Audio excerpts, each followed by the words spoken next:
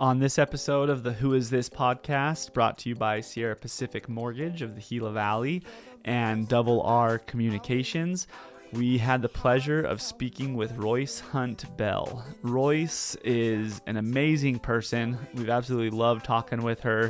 The passion for what she does and being an entrepreneur was just awesome. She put on a really good event this last weekend during the Spring Festival that was able to bring in a lot of people from around the country to show off small town Arizona. And obviously she talks a lot about it in the podcast, so we'll let you listen, hear about her business and what she does and what she's all about. Thanks.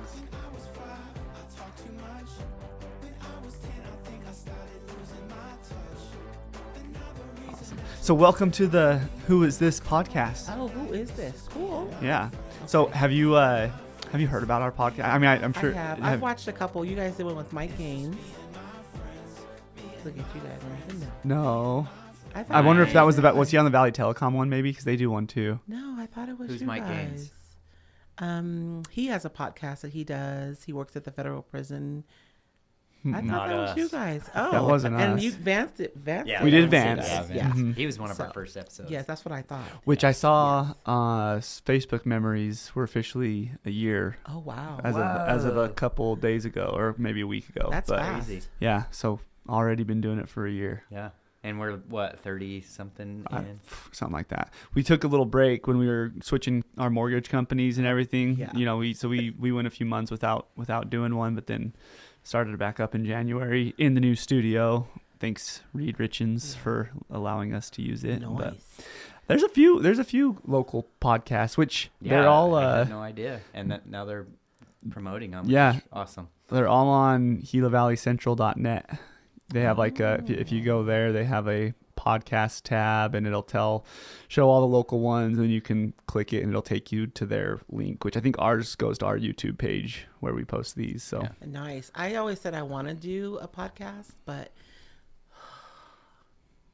I want to do all the things. I was gonna say you're doing quite a bit already. I am. Yeah. I'm gonna do it because I've had an opportunity to meet so many people in my niche, right? And I would love to hear their stories, but it's fine. Someday. Yeah. I have all these like future plans on a shelf. Yeah. You know. Speaking of, can you please introduce yourself so everyone Okay. knows who we're talking? I know that will be helpful. Let's see. Hello, my name is Royce Hunt Bell, and I am the owner of Roycycled Treasures, founder, owner, and operator of Roycycled Treasures. And Roycycled Treasures has taken a bit of a journey. So today, Roycycled Treasures is a creative business that empowers women to create confidently with inspiration, instruction, and transformative supplies. So Okay. that's where I am now, but I'm always changing. So tell us how you got to this point. Like, Oh my tell us the gosh. story behind what Start what from is the beginning. Roycycled Treasures. The I love the story. name. by Yeah, that the is a way. really It's so cool name. Right? Yeah. I prayed for that name. I'll tell you guys that story. My name So, wouldn't work with something like that. I'd have to get really creative. It's one of those things that's clever, right? It's probably not the best name from a business standpoint and a branding standpoint. I've had to do a lot of work around the branding for my name because it's not descriptive at all, right? Mm-hmm. If you don't know what it is, you don't know what it is. Yeah. But it's clever. It's okay. Oh my gosh, I've always been creative. This is why I have a hard time like figuring out where to start with my business story. But Yeah. you guys know I was a director of CICUS, Okay. a local nonprofit, and we served seniors. And for me, as a director, one of the things that I was committed to was like advancing talent in-house. Right. So we had an administrative position come open. And rather than going out and hiring somebody for that position, I looked to our direct care workers for talent. And I had someone, and she was promoted to the position. And it was the first time she'd ever had like an admin position. And she was super nervous. And I had been to her house, and her husband is like an avid hunter.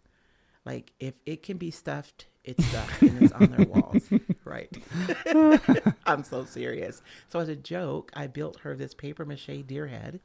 and I like decoupaged it in this really pretty pattern, and I hung it on the wall in the office. It was just like, this way you feel more comfortable. You'll feel at home, because you'll have this mount in your office. Well, people saw it and they were like, oh, I want one. I want one. And I had just become familiar with Etsy. Uh-huh. And at that time, Etsy was a lot different than it is now. It was basically like a free market for makers all over the world. It was fabulous. It's still okay, but it used to be. Well, how would you describe it now? Fabulous. Is that not still how it? 'Cause that's how I it's understand public Etsy. now, Yeah. and there are a lot.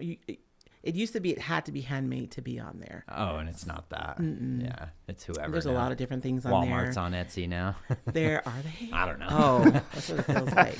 You have some mass producers on Etsy now. It's gone public. Their funding structure is a little bit different than it used to be. It's just different. I mean, they've grown, right? They started off as this little bitty company, and they do the things that we all do when we grow. It's just when you grow, you lose out on some of the other stuff. Yeah. And so I was like, I'll just put it on here and I'll see what happens, right? And like within a week, I sold one for like $50. Now, mind you, I am hands on these in sculpts for like 5 hours. That's not counting drying time. That's just me like touching it. 5 hours solid. Can you? No, go ahead. No. Can you explain what decoupage is? Because I don't know what that is. It's it's just like Is that what it's called? Decoupage? Is that what you said? Decoupage. Yeah. Okay.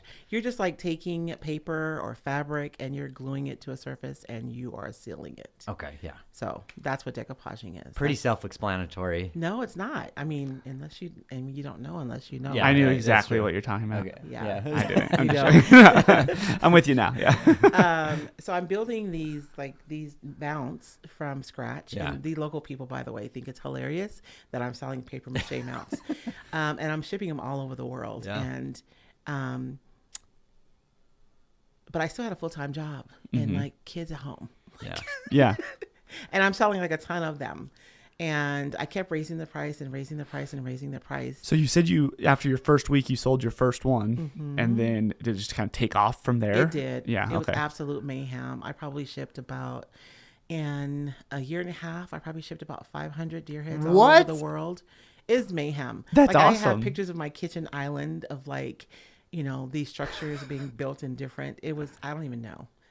It was mayhem. Were you with Dave at the time? I was not with David. Okay, you weren't This with is him yet. before David. Okay. This So was probably, let's see, Dom graduated in 2001. So maybe like 2002, 2003, somewhere in there. Yeah. So you said you started out at $50. Yeah, and I kept raising kept raising it. and I kept raising it, and the sales didn't slow down. The problem was I learned a very valuable lesson, right? Because there wasn't a way for me to scale this business at all. Uh-huh. Like it wasn't something I could pass on to somebody Right. else. And then what happened is it became a trend. So now you had mass produced mounts being made that were being cast in resin and 3D printed and they were being sold. So it just, the landscape changed. And honestly, I got, Hannah Anderson is a children's store. And they reached out to me. They were rebranding all their stores and they wanted me to make a custom mount for all the stores. Cool. Right? So they ordered 30 and I made a 30. And then they submitted an order for 50 more. The 50th one I made for Hannah Anderson is the last one I've ever made. That was enough. It was just, and I really hadn't built in my profit margin opportunities for wholesale that would be meaningful for me. So it was just a really, really important, costly, timely lesson that I learned about business because the longer I'm in business, the more I realize that for most of us, we just start, right? You have an idea and you just fall on your face and get up and dust off and you learn that lesson and you keep learning lessons and hopefully you get better over time. But for most businesses, people have this idea that you have a 5-year business plan and you have a plan and That's not good. Yeah, even if you have the plan, that's great to have a plan, but you've got to be willing to adapt that, and change that plan. Yeah. Yeah. So while I was building all these, I would have people reach out to me through Etsy. Like one of my favorite builds was he was an instructor at a university and his wife wanted math references on there. So I poured through all these dictionary pages to find like You different have to images. relearn the math that you No. took in high school. No. I got a C in college algebra and I was doing the running, man. I was so happy. I was so happy. Oh my gosh. I mean, I do math, but C's get degrees. No one. That's right, yeah. That's Right? Yeah. Normally I'd be crying, but I was very happy with that. No, but so during that time I was decoupaging and I was getting a little frustrated because I couldn't always find exactly what I needed. And so I found a way for me to be able to create exactly what I wanted. And you guys know we live in a community full of makers here. Mm-hmm. So Trisha Garrett, before she was Copper and Cotton, she's like, I need some farmhouse designs. So I'm like making her farmhouse designs, and Dana, who's more of like a cowgirl country.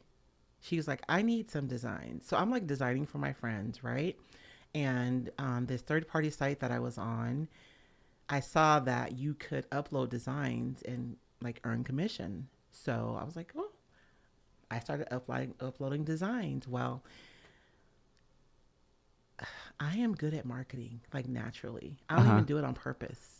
Most of the time I don't know what I'm doing, but apparently I'm really good at it. So I started marketing this product, this my product, even though I wasn't supposed to be drop shipping from this place, but I was. I mean, no, they got me after like 2 years. They're like, that isn't what this site is for. So I was like marketing, and I mean, I was having contests on my Facebook page, and I was selling to all these places, and I was basically drop shipping from this third party site, which they like making custom stuff. They were not set up to be drop shipping. So I did get in trouble eventually. So I built this brand around this product, and I went to a creative retreat in Tennessee, and there were some shop owners there, and they're like, Royce, we need your product in our shop. And I was like, I don't know.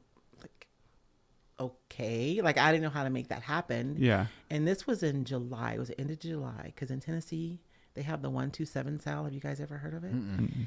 It is a sale, like a rummage sale. Not rummage sale. A flea market. Yeah. That starts in like Michigan and goes all the way down to Ohio. It's the 127 sale. Interesting. It's huge. It's fabulous. Huh. It's huge.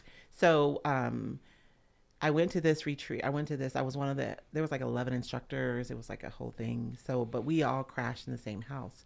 So these ladies had tons of experience. They both owned physical shops. There were a couple that owned online shops. So we're having this discussion. That March, there was an issue with the printing of the paper.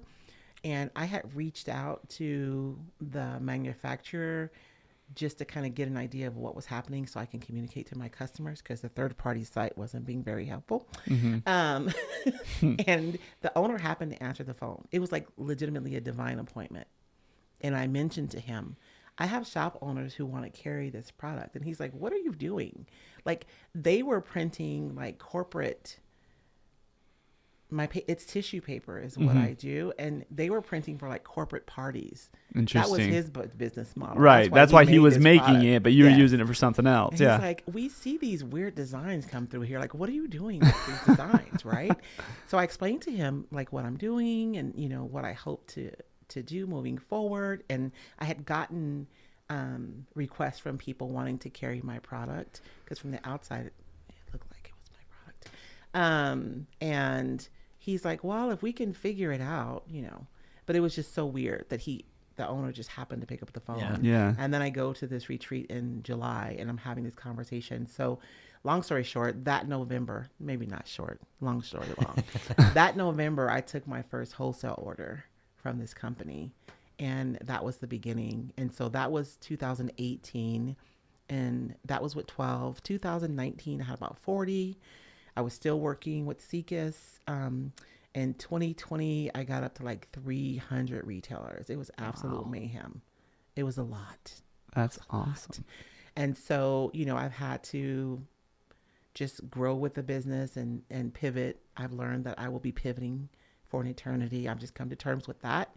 But yeah, so it wasn't like something that I set out to do. It was this really organic process. And I think it's just my willingness to stay open to opportunity. Yeah. And so as it presents itself. So I'm gonna step into that. I'm kind of confused. So the product now that you're selling is just the design, Just the paper. No, the paper itself. So I started off. I was so sorry. You so were- when I you was were doing making- you were wholesaling, making the- He was making it for me, and he was shipping it directly to the stores. Yeah. Mm-hmm. So the shop owners. But we did have to make a pivot during COVID with the issues with the supply chain, and there were issues that weren't necessarily their fault, but I felt like I didn't have a lot of control. So about 2.5 years ago, we did pivot. And so now I have a warehouse across the river. So now I get the product, and then I ship it out to my retailers. So people are ordering your product to make their own crafts. Yes. You started out by making these crafts and sending these things, and then so I wanted to talk about that a little bit because you made a comment that you made it for a friend in your office, kind of as a hobby, just something fun. That quickly turned into a job that you did not enjoy. It sounds because it was so overwhelming. It was a lot. Yeah. It was, I mean, my grandfather used to say, all money is not good money. He said, all money ain't good money, is what he said. But, and it's the truth, right? You take something that you love and you make it into a business. Just be prepared for the fact that it's going to shift the way you see that thing or the way you experience that thing. I think that happens quite a bit for people. I remember growing up, so I'm a big hunter as well, and I love hunting. And growing up, I was always like, yeah, I want to be a guide. You know, I would love to get paid to hunt. But then you kind of start to realize as you get older, and I have friends that guide, and they like it, you know, and it's fun, but you're no longer hunting for yourself. It's a job. And so they don't, and I shouldn't say they, but I can imagine myself not enjoying it as much as I do as it being my hobby. So you can turn a hobby into a job, but if you're going to do that, you got to kind of be understanding that it's now a job. You know, you're not going to enjoy it like a hobby. And you're relinquishing the fun parts of that job, right? Because even now, there was a time where like I stopped growing creatively because I was so busy with the back ends of the business that I didn't have time to create or experiment. It was holding you back. Yeah. And so you can get to the point where the thing that you love doing, you don't even get to do in your business anymore. Yeah. Because you're doing all the business stuff. I know somebody that owns a golf course in Las Cruces. Oh my gosh. And I'm always like, hey, when are we going to golf? He's like, I haven't golfed in, I don't know when the last time I golfed, because he's the cobbler's children have no shoes. Yeah. Yeah. Yep. But Exactly. yeah, that's interesting. Yeah. Something I see a lot is like builders around town. Their homes are the homes that need the most. They've started so many projects and haven't finished kind of the same them. thing. Yeah. Exactly. You know, always put yourself last, which you kind of have to do to be successful, you know, with what you're doing. But I mean, so it's interesting because I just had a retreat this weekend. So my business has changed a lot, though. Yeah. And so while I still understand the value of like creativity and creating, and I create this product, but I also teach courses. And I have a membership. So I teach, you know, I have my group of ladies that we meet on a regular basis. And I just had a retreat here. So even though the creative portion is definitely like it's almost like the construct of my business, but it's not really the business. You know, the thing that fills up my business is my desire to really pour into women. So like my business has really evolved into a ministry of sorts, right? I get to touch the lives of women, primarily 45 and older. We say we're in our third act, right? And just having conversations and instilling confidence and value and just giving permission to take up space and to not have to be invisible, and like all these things that we go through. I'm my own avatar, right? As we go through as older women. And so the creativity is really just the vessel, but the work is actually the work that I do with all these beautiful women from all over the world. And I'm so grateful to have the opportunity to be able to have an impact on the lives of the women that I serve. So with that membership and stuff, and with them being all over the world, how did they find you? Like how through Roycycled, through that product. I have my YouTube channel. I have my Facebook page. Gotcha. I'm in all the places, you know. Yeah. And I'm the same everywhere. And so I'm kind of multiplied also, right? I'm down to about 150 retailers, which I'm happy about. Just saying that loud. And so, you know, I have like these representatives all over the world, right, that have my brand, that share my brand, and then also my social media and email marketing and all the things. Yeah. And so a lot of people find me on YouTube, I think. They stumble up on my YouTube channel. Okay. Or I don't know. People find me different. They find you somehow. Yeah. I mean, when you put yourself out there a lot, that's, like you said, you're good at marketing. So people are going to find you. And so you're getting together with this group. Do you just like virtually or yeah, everything is virtually. I used to teach like physical classes here. Yeah. And it's interesting. Like I'm here, but I do very little business here. Yeah. Mm-hmm. Most of my customers are out of the area. Even when I was teaching like physical hands-on classes, I would have like one or two local people come, and everyone else was driving in from Flagstaff, Phoenix, Tucson. Really? Yeah. Yeah.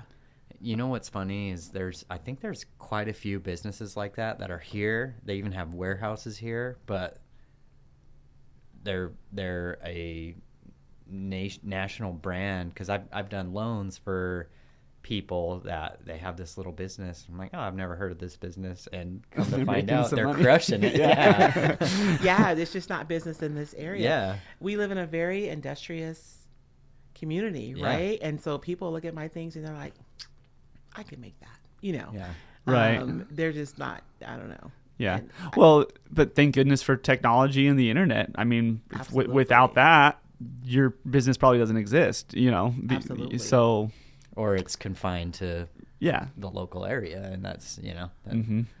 And so I have friends here locally who own businesses, and I'm always trying to encourage them, like, you can position yourself to be solely, you know, dependent on your local market, but why? Yeah.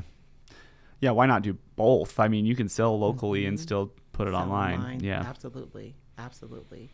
So yeah, without online, I would probably still be the director of Seekers, which would be fine. Mm-hmm. I wasn't mad. I mean, I didn't leave upset. I would literally be up until like 3:30, 4 o'clock in the morning working on Roycycled, and then like take a nap. Yeah. And then go to work. So that tell us. Like my schedule right now, but we have a 3-week-old at home. Oh yeah. That'll do it. Yeah. So when you made that decision to quit Seekis, I imagine that was probably a scary decision or a little bit of a difficult decision. Can you talk about that a little bit? Yeah, it was a scary decision. You know, it's interesting because it's when a lot of entrepreneurs, like if your business is growing, you get to that place.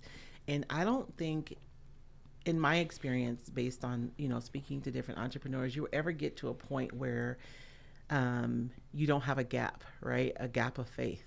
You know, you don't want it to be like a Grand Canyon, but there's going to be a gap of faith. And so for us, I gave my board like a 6-month notice, right? Oh, wow. And then I made sure and trained someone who could take my place. I love and I believe in the work that Seekis does. Yeah. And I just did not want to leave without making sure everything was okay. Yeah, that's awesome. And so they had a 6-month notice. And then like for us at our house, we bought, my crafts may or may not take over the house every now and again.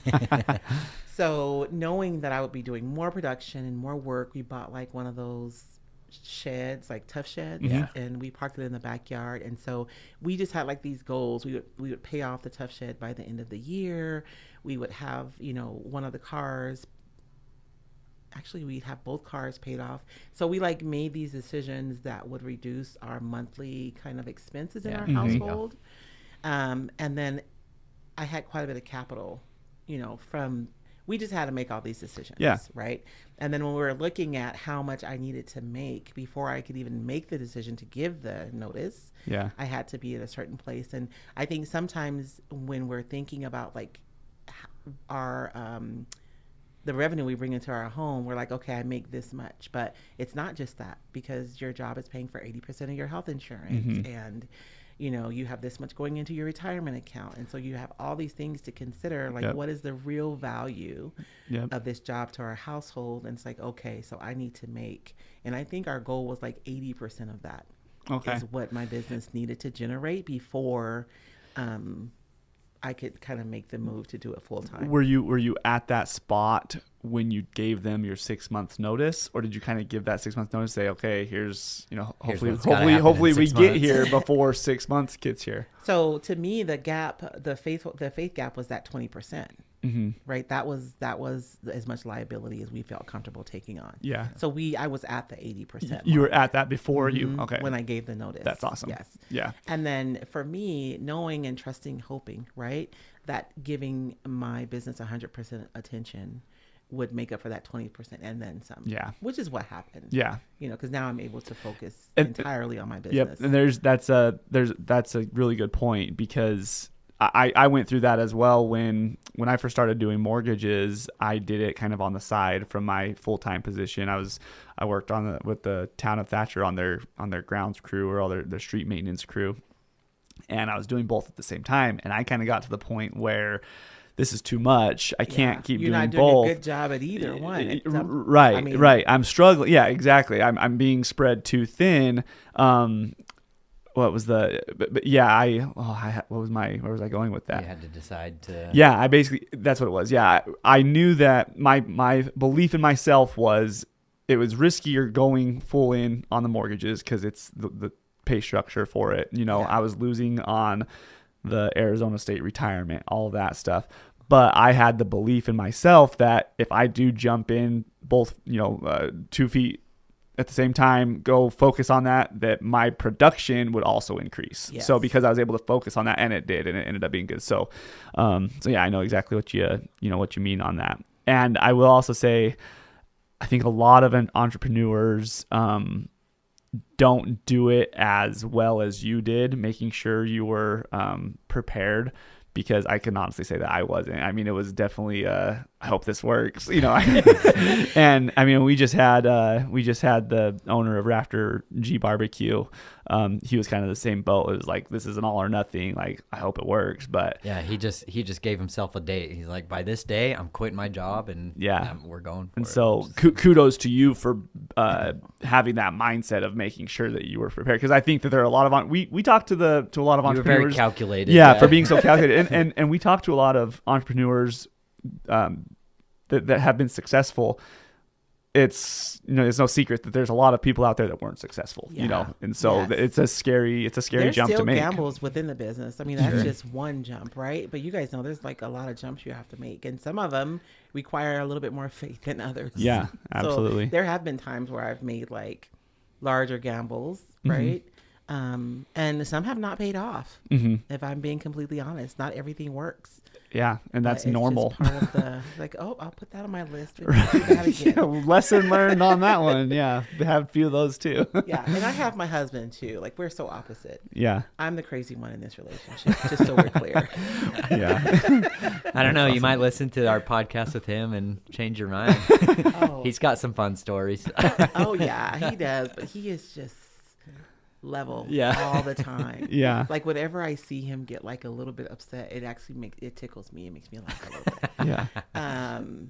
Yeah, because I would be honestly like I think a lot of entrepreneurs are like neurodivergent. I feel like we are, right? Yeah, like our minds are all over the place. I've learned to put my ideas on a shelf, because there was a time when I'd be like, ooh, let's do this, ooh, let's do that. Yeah. You can't operate like that, but sometimes it does take a faithful jump. It just does. You have to take the leap. And honestly, I was asking myself, like, when I'm like bedbound, and my great grandkids were asking me questions about my life, like, am I gonna have a regret for not taking a gamble on myself? And I decided that worst case scenario, I'd have to go get a job. That's where it came down for me too. I looked at 10 years from this point, am I going to regret not making this decision? And so it was almost like that was the bigger gamble by not making the gamble, because of how I was going to, always having that what could have been type of thing. Yeah, I could have been a contender. No, I'm just kidding. Yeah. So tell us more about the event that you did, because that seemed like a pretty successful thing for you. It was. This was my first event with Roycycled. It was so incredible. I had a retreat here before about 6 years ago, but that was only with like my retailers. Not only, it was with my retailers, but it was very specific. It was like focused on business and, you know, sustain. It's interesting. I worked in the nonprofit sector, and being on the board for United Way, I was always focused on like sustainability and like all these things that nonprofits need to have. And I brought a lot of that into my professional realm. So my retailers it's not like fair. I don't know if you guys know. Like some businesses, you can just like go apply, show your TPT license, and you get approved to wholesale their products, right? Mine is a little bit different. Like they have to be approved as a retailer. We offer territory protection, ongoing training. It's more like a community. And so it's different. Like you're part of Roycycled as an organization, not just buying wholesale from Roycycled. So when we did the retreat, it was more about bringing tools to my retailers to help them be more sustainable, and to just, you know, best practices for businesses. My business coach flew out from Florida. And then my, at that time, my creative director came from California to teach like more techniques that they could use. This is the one 6 years ago? Yeah. Okay. That they could use to teach their customers in order to increase Gotcha. sales. So that was like different. It was a smaller group. Gotcha. This was, I had 60 seats available and we sold 55. Wow. So that's awesome. I had 55 women from literally all over. I mean, we had 3 people drove from Florida, Pennsylvania, Ohio. They drove from Florida? They drove from Florida, right? Yeah. Wow. It's crazy. Was that the furthest, Florida? No, the furthest was Ottawa, Canada is the furthest, but that was I have an online business manager. She does a lot of my back end stuff. So I flew her out to help. But somewhere in New York. Was it New Hampshire? Wow. Somewhere in New York was the furthest to come. But I did have 2 others that came from the west coast of Canada. I can't remember where, but 2 others from Canada who came down though. So women from all over flew. We had 5 who came into our local airport that flew in from Phoenix. Awesome. It was incredible. Shout out Cameron Atkins, right? Right? He's done awesome with that. Yeah. Honestly, like there's been some major leaps over there. Yeah. I really, when the city of Safford first started talking about it, well, you know, because we're on the chamber board together, you know, there was conversation, and David and I used to go live every Sunday. And when we started talking about the retreat, David's like, maybe the airport will be ready. I'm like, it's not going to be ready, but it was. Yeah, that's awesome. Like, I didn't think we'd get it done that fast. Yeah. That was crazy. That's super cool. Yeah, we had Cameron on the podcast, and he talked about that, and I'm like, I You're like, think of this. dream big, That'll huh? never happen. It did. I mean, it seems like they're staying pretty busy too. Like, yeah. And so the retreat was wonderful. And, you know, it's I'm getting my assessments in from my ladies now and some feedback. And it's been so incredible. But so you had 55 seats, but then did they bring 55 specific for the event, but then did they have people with them, you know, like a husband spouses drove them. They had families. So you brought a lot of people into town. I think we counted about 60 people. Yeah. Plus I had a guest and I brought my assistant. So about 60 people we brought into town for the weekend. Wow. And it was so, you know, Martine over at Best Western Plus blocked out rooms. I went and saw him like 8 months ago. Like I need rooms. That's awesome. Because, you know, we have, it could be a challenge. It's hard here. Yeah, well done. Yeah, because that. Yeah, and so we have like the event hotel, right? So we have that, and our community is unique, more unique than I think we realize. Because whenever I have guests here, they talk about the uniqueness of our community, and so I was able to have local restaurants to cater every meal. You know, so it's like fresh cooked food right here that we were able to cater all weekend. We made like a landing page for our people. We had like a QR code in the back of their badges, like places to go, things to do. Cool. I partnered with local restaurants who offered coupons to my people. What sort of things did you recommend to do? Just curious. It was based on the feedback we got. So one lady was like, her husband likes to golf. So I made sure they knew about the golf package that we built for the chamber, with the chamber and Frontier. And what was the other one? It was one of the hotels, wasn't it? I think at Best Western Plus. Yeah. So they knew about that. And then somebody wanted to do hikes, and so Vance helped me like do like easy hikes, medium hikes, hard hikes, and we had them on there. So outdoor things to do. It was really based on what my attendees said that they wanted to do. Okay. Is how we built that out. Awesome. And next year I think it'll be more robust, because this year, I don't know, it was the first year, you know. So did they all arrive like within a day or two, or how did that My all work? assistant flew in Tuesday. We had ladies who flew in Wednesday. A lot of them, you know, got here on Thursday, which the event started Thursday night. Started Thursday night. Okay. Yeah, with the meet and greet. So Okay. Thursday, Friday, Saturday, Sunday. Some people left Sunday. We had a pretty big group that left on Monday, but they were here all weekend. I mean, I know the ladies. They were like, "Is there another restaurant besides Frontier?" Because they had gone to Frontier for like 3 nights in a row. You know, it was good food, but they just wanted something different. Right. We went out to La Paloma on Sunday. We took a big group out there. Awesome. I know there were a couple of groups who went to JD. So like they were in town spending money at businesses. Yeah. And Susan Duras is so funny. I hadn't spoken to her, but a couple of ladies went into the antique store on Main. And so she made a coupon. She was like on it. I'm like, you know what? How about if they have their badge? You just give them the discount. Yeah. You know, but because they understand just getting the foot traffic, you know, and the soap shop, you know, we did a couple of visits over there and the ladies love it. So I'm actually I started gamifying it at some point. Like, how many businesses can I touch with this event? Yeah. It was really my purpose. So we ate a different, you know, we catered a different place each day for different restaurants, and made recommendations because they went out on dinner on their own. And some of the ladies were early birds, so they were at Genevieve's before we even opened the venue for our event, even though we were serving breakfast. So were you at the venue every day? Is that where you were holding your? Okay. Yeah, we had our event. So Thursday night was at the motel. You know, I figured people were coming in, go upstairs, drop your bag, you know. So we just had the meet and greet downstairs Thursday night. But Friday, Saturday, half a day Sunday was you know, how the event ran.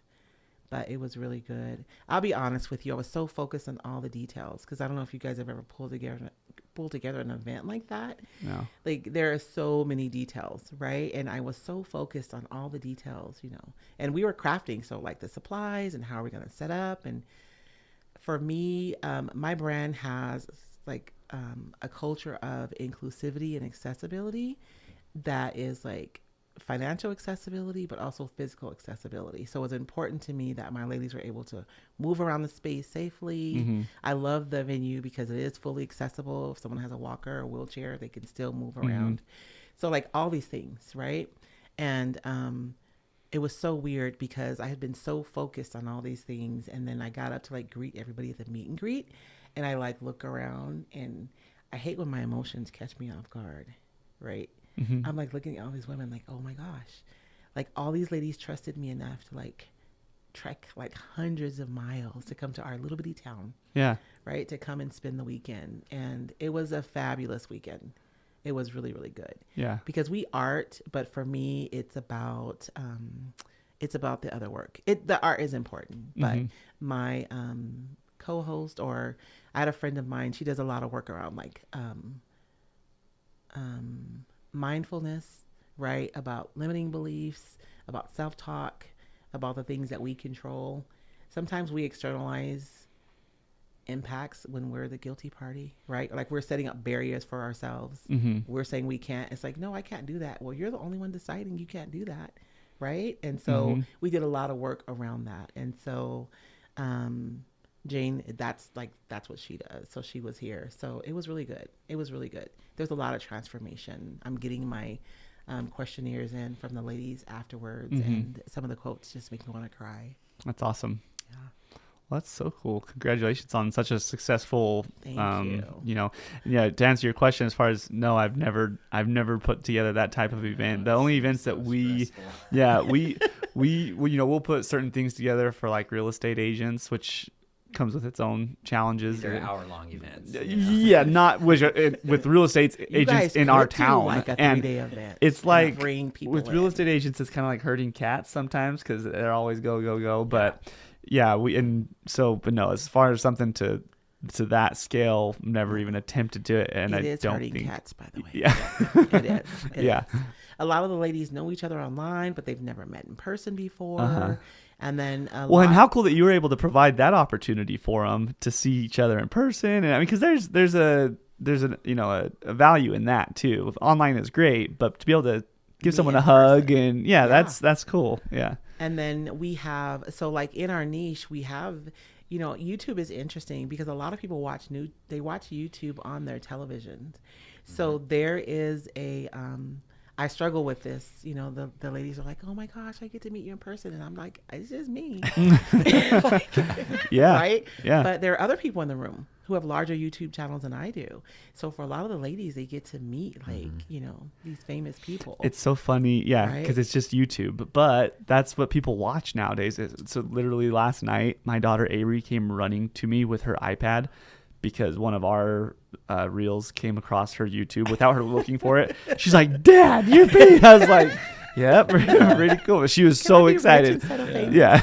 Um, Yeah. But Anyways. yeah. That's hilarious. So yeah, we had people there who have much larger channels than I do, or people that the ladies have watched create for years, and they get to meet them in person. So there was just a lot of different dynamics. And then I had 10 people from my membership who came. So they've been meeting every week for like 2 years. Well, has it been 2 years? Look, I'm trying to think. About a year and a half. And so they get to meet in person. I don't know. It's incredible. That's cool. Yeah.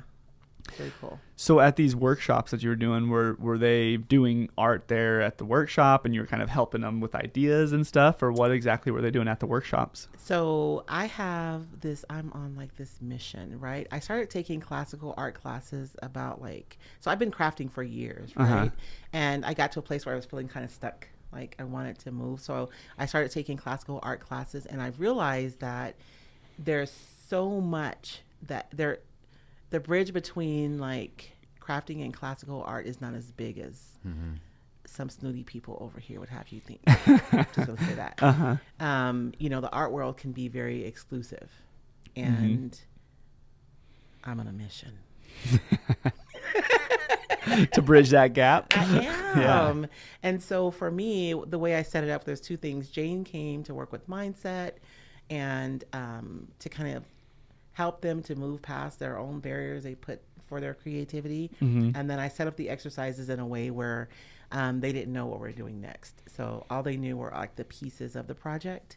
Because if I had showed them the finished project and said, this is what we're going to do, probably 25% of them would have said, oh, I could never do that. And then they're carrying that thought the whole weekend, and they don't get to benefit from the exercise. So like I said, we're doing the art, but I'm teaching like basic principles of art and design in a way that's accessible and that's fun. And so the first day, we had stations where they got to make stamps and make stencils, but they didn't know what they're going to do with them though. It's like, okay, we're going to make these things. And I got behind schedule because no one wanted to stop making at the stations. They're having too much fun. They were. Yeah, that's good. The energy was crazy. Poor David. He was there the whole weekend because he's taking photographs for me. Yeah. And he said, I had a headache for 4 days. Because there's a constant hum of like talking and laughing and excitement, which it sounded fabulous to me. Yeah. But so they make all these tools, and then we make collage paper, and they got to use tools that they hadn't used before, some printmaking tools, a gel plate, and then the next day, I have them make like a large project, and they all wanted to kill me because then they had to cut like a portion of it that they were going to use. And they're like, what?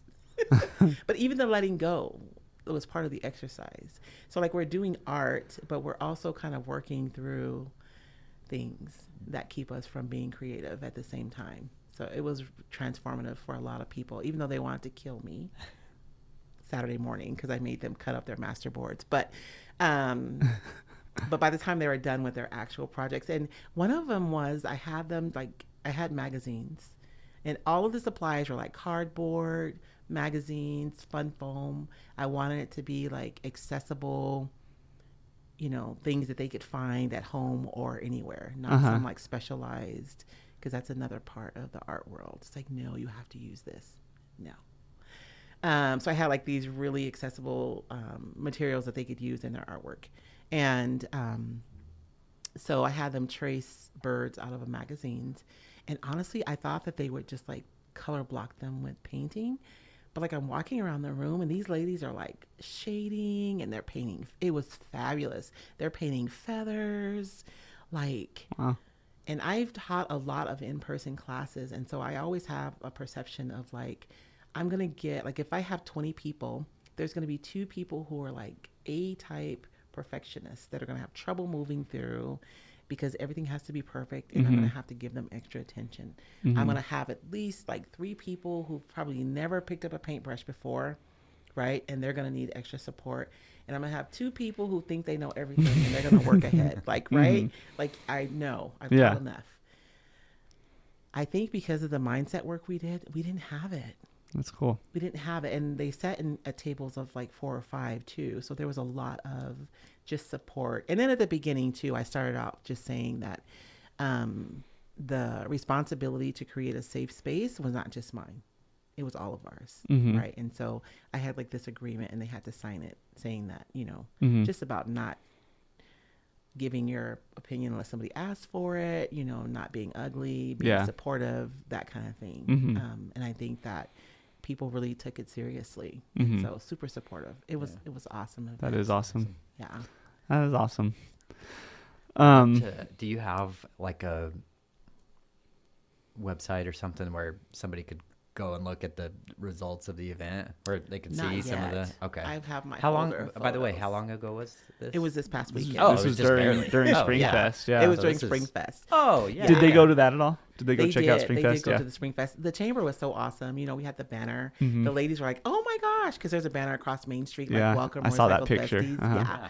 So you know, you imagine coming to a town, and a lot of them said in there, you know, I'm starting to get the reviews back that they really felt welcomed by the whole community. Good. So it wasn't just me; it Yeah. was everybody. Yeah. Yeah. Because they would have their shirts on when they went into businesses, and they're like, "Oh, are you here for Royce's thing?" You know. So there was a lot of that. And Yeah. then, being at Spring Fest, you know, Kay set up. I don't know if you saw the VIP tent. It was fabulous, and so I was a sponsor for the VIP tent, so we had the dedicated space for them. For your group. Yeah. Awesome. So they were able to listen to some local Live music. music. Yeah. That's Yeah. cool. That's super cool. So we talked to David on Tuesday, which we're gonna air your podcast before his. We do one a week. Sorry. So we did it backwards. We talked to him first, but we're gonna air his after this one.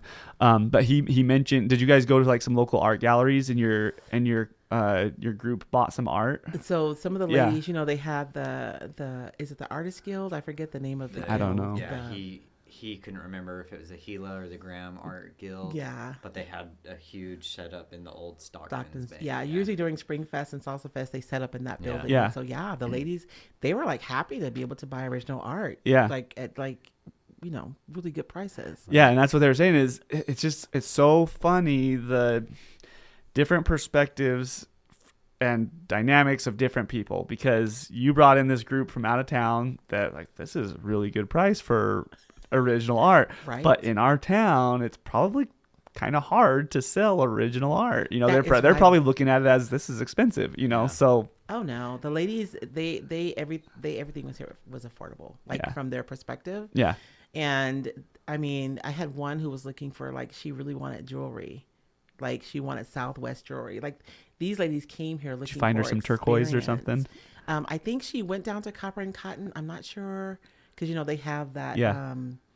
But honestly, I wish I could have given her more resources. I really didn't have any good resources. A lot of the jewelers here, they just kind of work like You ask Kind of have to know. Yeah. you know, like, and you find them. So it was really Right. hard to direct her anywhere. But she'll be back. Right. So I'll have information for her next time. That's Because awesome. now in my feed, of course, I'm having all these people like, I got all these rings. I'm like, really?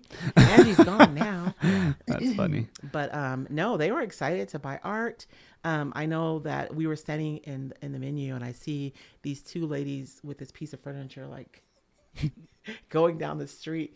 And one of my contractors is like, is that your ladies? Yes. They bought furniture. They did. They bought a piece from Susan over at the That's antique awesome. place. And they're like taking out luggage, trying to get it in the car. Yeah, they came to shop. And, Yeah. and they did. So I'm So cool. Yeah. So they're looking for an experience, right? And that's just part of it. So Yeah. anything that has to do with being handcrafted, they hold value for. So the soap shop was, the perfect place because they're making everything right there. Right. Yeah. So did you learn anything that you think you'll do different next time? Because you said you're, absolutely. Because you're planning on doing it again next year. We are. Yeah. The ladies were ready to sign up for next year's Really? event. That's awesome. Luckily, my online business manager, so she lives in Canada, but I have my courses on Kajabi. It's like an online course, platform. Mm-hmm. And I do a lot of my email marketing and everything there. So I'm like, go make a landing page. So she hops on real quick to make a wait list. Yeah. So we can get everybody on a wait list. That's how you put on a good event when they're already asking, how do we sign up for the next one when it's not even officially planned yet. So we have 55 seats, and I looked yesterday. I have 44 people on the gosh. wait list. We haven't opened the wait list to the public yet. These are just the attendees. Just the returning people, and there are already 44 have already signed up to come I'm again. floored. So are you going to try to grow it, or are you just going to keep it No, at 55? It's going to be 60 seats is all So we're 60 doing. seats, yeah. Yeah. So when I started planning a lot of You say that now. I'm not going to be shocked if down the road you're like, all right, we can fit some more. I was nervous about this many people because this is the thing. It's about so many different things. It's about the art, right? It's about the community, but it's also about having access. So I had a friend, we went to her event in Wisconsin, and she had some people who left and they were disappointed. Mm-hmm. And it wasn't, she did a beautiful job, but she's crazy. She was having a sale in the barn on the other side of the property with vendors, and she had an event with 60 people up here. Oh, wow. She's cooking the food, Doing too right? much. And yeah. so she wasn't accessible. And it kind of comes back to what we talked about with Etsy, right? Etsy was Yes. one thing and was really cool and you loved it, but then it grew and now it's not as great. So I guess you want to avoid that. So I want to maintain that intimacy because I was really deliberate about making sure that I spent quality time with each and every attendee. Mm-hmm. And so I think I can do that with 60 people over a weekend. Yeah. If it gets much larger than that, I don't think I can do that. And that's important to me. Yeah. That's awesome. Yeah. So 60, that's how many seats they're going to be. I have 44 on the wait list, and we haven't even, it won't open up to the public till Monday. Wow. And people are already having FOMO. But of course, That's so cool. I'm sharing a lot of information from the retreat to build up FOMO. But, Yeah. because we want people to come. Yeah. The more people come, the more impact I can have. So That's awesome. That's super cool. it was really cool. It was a really cool experience for me too. But I have a list, and we're texting each other. Okay, next year, next year. Because we were Don't do this behind or the add scenes. this or We were none of my attendees know it. I cut out 2 whole activities out of the agenda. Out of the curriculum. Yeah. But I kind of followed them. Uh-huh. Right. Rather than me being really super strict about what we're going to do. We had the structure of what we're going to do, but really following their lead. Yeah. Because you're in such an intimate space, it's easy to read the room, right? Yeah. Because the energy is like this. And when you hear it start getting quiet, Yeah. you look around, it's okay, it's trying to move on to the next thing. Yeah. And that's the last thing you want to do is cut someone short when they're really enjoying doing something. So yeah, that's smart. I made an announcement. I'm not even kidding. I'm okay, you guys, we have 10 more minutes and then we're going to stop and go to the next thing. Uh-huh. No. And they're like, no, we're not. No, it was not happening. That's hilarious. Again, though, all just examples of putting on a really good event. Yeah. Yeah. Are you planning on doing it the same weekend, Spring Festival? I am. I've already booked the space with Kim. And the space made it possible. Yeah. So the Rural Policy Forum, I don't know if you guys have ever gone to their events. The Local First Arizona has these events. They're going to be here in August, by the way. I'm so excited that we get to host them. I used to go to the Rural Policy Forum events, and they would be in Phoenix. I'm like, really? But when Kimber Lanning took it over for Local First Arizona, she's really committed to having it in rural communities. That makes sense. Yeah, That's funny. right? But it comes with challenges, right? You Yeah. have to find restaurants that have the capacity to be able to support a luncheon for 300 plus people, Yeah. right? And so I've been to the one in Globe. I've been to the one, in all the different rural communities. We have assets here that we take for granted. We really do. Mm-hmm. I don't think people understand how much value is here in the valley with 30,000 people. Even our hospital, Mm-hmm. for this size community, to have a hospital that has as much as it has, Mm-hmm. and spaces like Kim's or the Starborn Mm-hmm. or what is it now, Manor 54? Yeah. Mm-hmm. I mean, we have Something all like that. three of those in Yeah. this little bitty community, Right. right? And I'm sure I'm leaving somebody out. Well, I'm sorry. There's gonna be and you more, think that yeah. this small community won't support it, but we had JR from the Star Barn, and he's booked way out too. Like Yes. it gets used. Months and Yeah, months, months yeah. in advance. He's booked. So, Yeah. If I would have tried to put this event on, like in, some of the motels have like the conference rooms, Yeah. Mm-hmm.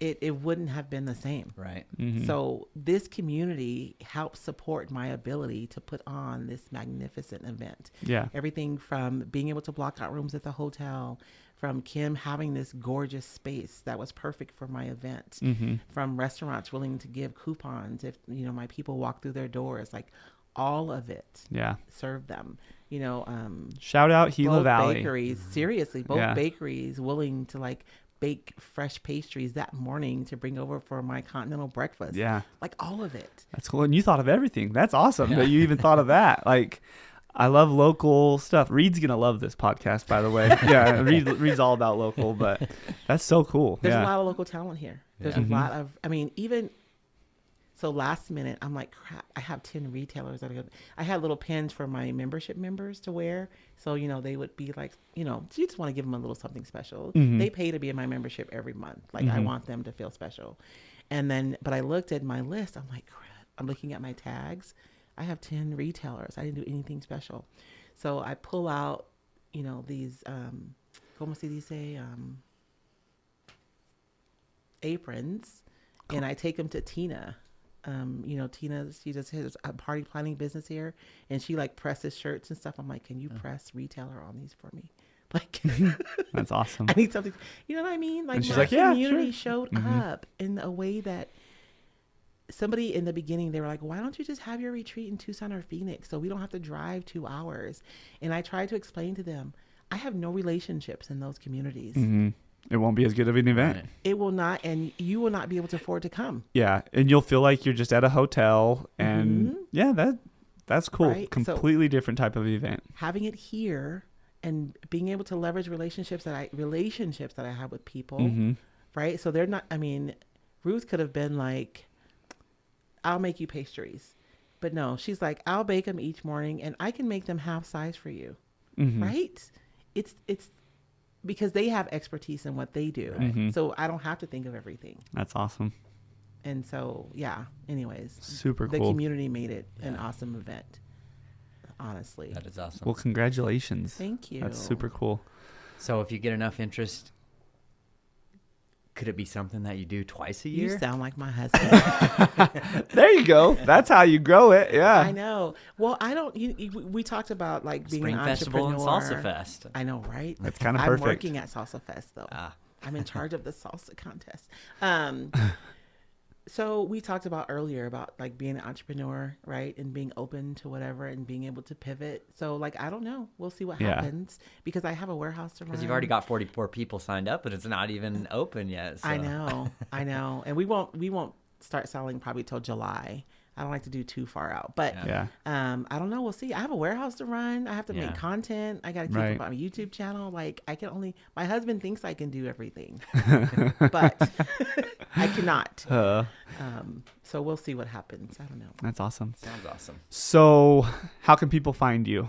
What do you want to, as far as social media, where are your YouTube channels? They can find everything. Like we have local guys, Justin and Jason, but my website. So they can find me at roycycled.com. Okay. And it's kind of like my huge wayfinding sign, right? So if they go to roycycled.com, they can find me Okay. in all the places, whether they're looking for the decoupage paper, they're looking for courses, my YouTube channel. Okay.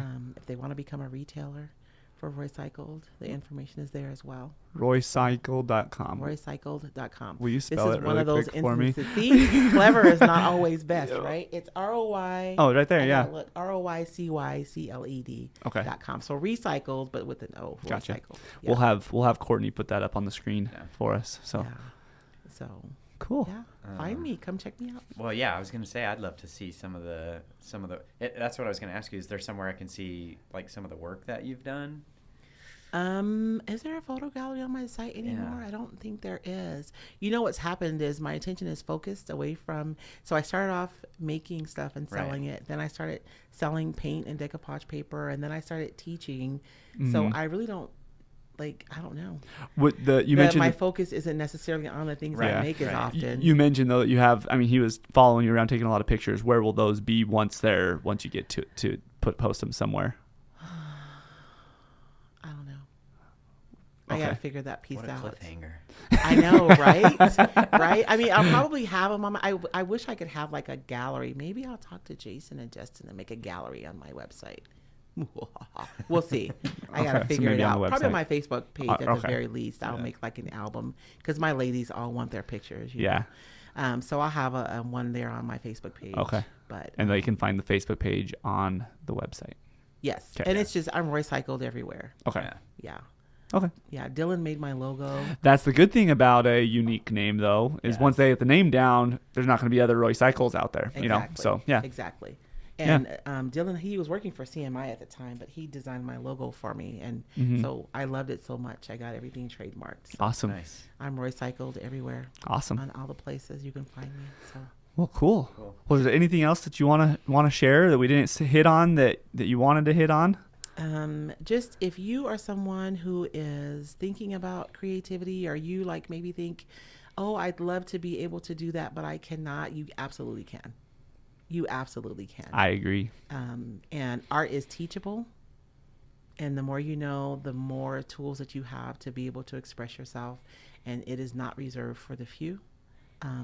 As long as you have the passion and make the time to practice, you can be an artist. Absolutely. Yeah. Love it. Awesome. Cool.